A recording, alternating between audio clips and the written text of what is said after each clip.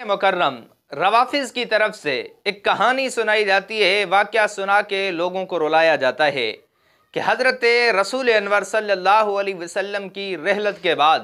حضرت علی المرتضیٰ شیر خدا کی موجودگی میں خاتون جنت جگر گوشہ رسول حضرت فاطمہ الزہرا سلام اللہ علیہا پر ظلم و ستم کی انتہا کر دی گئی اور ان پر دروازہ گرایا گیا، ان کے بطن اقدس پر لات ماری گئی، جس کی وجہ سے بچہ محسن نامی شہید ہو گیا۔ جنہوں نے یہ ظلم و ستم کیا ان کے ناموں میں سر فہرست نام لیا جاتا ہے حضرت فاروق اعظم رضی اللہ تعالی عنہ کا۔ اب دیکھنا یہ ہے کہ یہ واقعہ کس کتاب میں درج ہے، شیعہ ذاکر کی زبانی سماعت فرمائیں۔ حضرت فاطمہ زہرا سلام اللہ علیہا کے گھر پر حملہ ہونے، دروازہ جلایا جانے اور اس پر حضرت علی کا رد عمل، یہ پورا واقعہ تفصیل کے ساتھ عالم اسلام کی حدیث کی سب سے پہلی کتاب سلیم بن قیس ہلالی میں موجود ہے۔ سامعین، آپ نے سنا،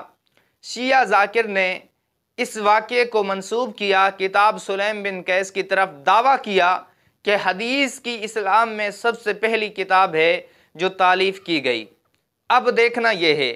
کہ یہ کتاب کس حیثیت کی ہے، یہ کتاب کیا مقام رکھتی ہے۔ جب یہ چیز واضح ہو جائے گی تو پھر اس واقعے، اس کہانی کی حقیقت خود بخود واضح ہو جائے گی۔ میں آپ کے سامنے چند دلائل رکھتا ہوں جو اس سے واضح کر دیں گے کہ یہ کتاب کس مقام اور حیثیت کی ہے۔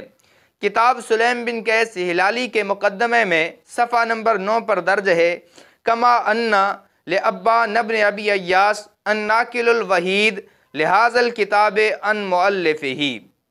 کہ اس کتاب سلیم بن قیس کے راوی فقط ایک ہیں جس کا نام عبان بن ابی ایاش ہے،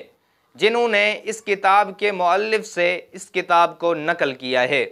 دوسرا، رافضی ذاکر کا دعویٰ تھا کہ یہ اسلام کی پہلی کتاب ہے۔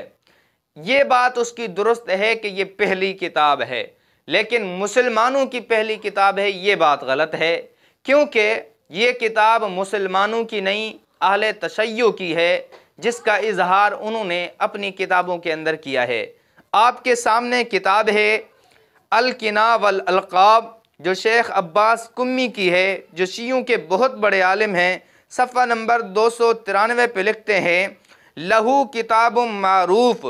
وہو اصل من الاصول التی رواہ اہل العلم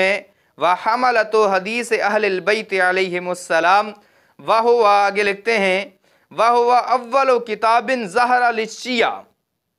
کہ سلیم بن قیس کے ترجمے میں واضح کرتے ہیں کہ یہ وہ ہستی ہے جس کی کتاب سلیم بن قیس ہے، اور وہ شیعوں کے ہاں تمام اصول کی جڑ اور بنیاد ہے، تمام اہل بیت کی روایات کی بنیاد یہی کتاب ہے۔ آگے واضح لکھتے ہیں کہ یہ پہلی کتاب ہے جو شیعوں کے لیے ظاہر ہوئی۔ پتہ چل گیا یہ کتاب مسلمانوں کی نہیں، یہ کتاب اہل تشیع کی ہے۔ الفہرست ابن ندیم کے اندر صفحہ نمبر 307 پر ہے، وَهُوَ کتاب سلیم ابن قیس الہلالی المشہور رواہ عنہ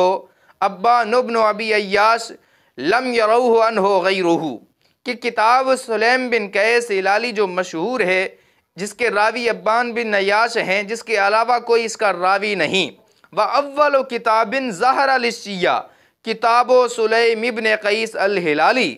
کہتے ہیں کہ یہ پہلی کتاب ہے سلیم بن قیس جو شیعوں کے لیے ظاہر ہوئی۔ اس سے بھی واضح ہوا کہ یہ مسلمانوں کی کتاب نہیں ہے، یہ اہل تشیع کی کتاب ہے۔ اب ان کا جو راوی ہے عبان بن ابی ایاش، اس کے متعلق مسلمانوں نے نہیں بلکہ خود شیعہ محققین نے کیا لکھا ہے آپ کے سامنے رکھتا ہوں۔ ابن فزائری کی کتاب الرجال ہے، جس کے صفحہ نمبر 36 پر ہے، تابعی روا عن انس بن مالک و روا عن علی بن الحسین، کہ یہ یعنی کون؟ عبان بن ابی ایاش، جو تابعی ہیں اور راوی ہیں حضرت انس بن مالک کے بھی اور علی بن حسین یعنی امام زین العابدین کے بھی۔ آگے کیا لکھتے ہیں؟ فرماتے ہیں ضعیف،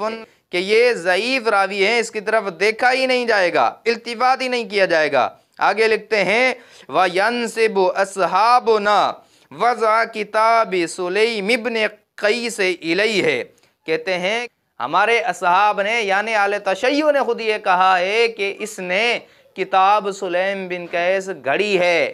لکھی نہیں، جمع نہیں کی، بلکہ گھڑی ہے، ہاتھ سے بنائی ہے، اپنے پیٹ کی مروڑ نکال کے کتاب بنا کے لوگوں کو دی ہے۔ یہ تمہارے لیے اہل بیت کی روایات ہیں، واقعات ہیں، لکھی اور جمع نہیں کی۔ آپ کے سامنے خلاصۃ الاقوال ہے علامہ ہلی کی، جو ان کے بہت بڑے عالم ہیں، جس کے صفحہ نمبر 162 پر ہے وَيُنْسَبُ إِلَيْهِ هَذَا الْكِتَابُ الْمَشْهُورُ، کہ اس کی طرف یہ کتاب جو مشہور ہے سلیم بن قیس کے نامی مشہور کی جاتی ہے، منسوب کی جاتی ہے۔ آگے لکھتے ہیں وَالْكِتَابُ مَوْضُوعٌ لَا مِرْيَةَ فِيهِ وَعَلَى ذَلِكَ عَلَامَاتٌ تَدُلُّ عَلَى مَا ذَكَرْنَا، کہ اس کی طرف جو کتاب منسوب کی گئی ہے سلیم بن قیس موضوع اور من گھڑت ہے، لا مِرْيَةَ فِيهِ، اس میں شک کی گنجائش ہی نہیں ہے۔ آپ کہتے ہیں پھر ہم دلائل بھی ذکر کر رہے ہیں کہ جو اس کتاب کے موضوع ہونے پر واضح ہیں۔ اب دیکھیں یہ میں نہیں کہہ رہا، کوئی سنی عالم نہیں کہہ رہا، سنی محقق نہیں کہہ رہا، خود شیعہ محقق جو علامہ ہلی کے نام سے بہت بڑا دفاعی ہے اہل تشیع مذہب کا، وہ لکھ رہا ہے کہ یہ کتاب من گھڑت اور موضوع ہے۔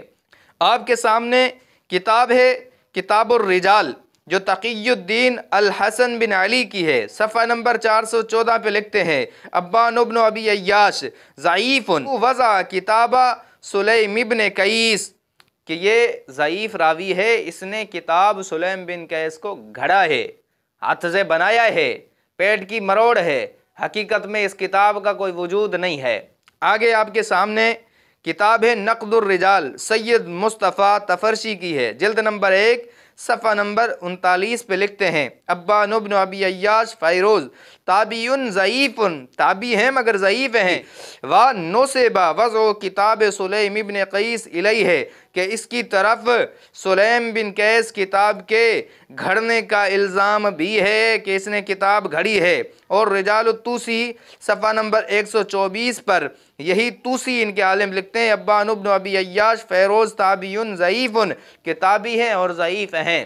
میں نے آپ کے سامنے چند دلائل رکھے ہیں صرف، ویسے کئی دلائل ہیں اس کتاب کے من گھڑت اور موضوع ہونے کے اوپر، لیکن ایسے دلائل رکھے ہیں جو شیعہ محققین نے اقرار کیا ہے کہ یہ کتاب گھڑی ہوئی ہے، اس کا راوی ضعیف ہے، اس کا راوی گھڑنے والا جھوٹ بولنے والا تھا جس کی حقیقت کوئی نہیں۔ جب یہ بات واضح ہو گئی کہ کتاب سلیم بن قیس الہلالی موضوع کتاب ہے، من گھڑت کتاب ہے اور اہل تشیع کی کتاب ہے، تو اس سے یہ بھی واضح ہو گیا چونکہ یہ واقعہ ظلم و ستم کی داستان والا اسی کتاب میں درج ہے، اس سے پہلے کسی کتاب نے ذکر نہیں کیا، تو پھر یہ واقعہ بھی اس کتاب کی طرح من گھڑت اور موضوع ہے۔ واضح ہو گئی یہ بات، جیسے شیعہ مذہب من گھڑت اور موضوع ہے، اس طرح یہ الزام بھی موضوع اور من گھڑت ہے۔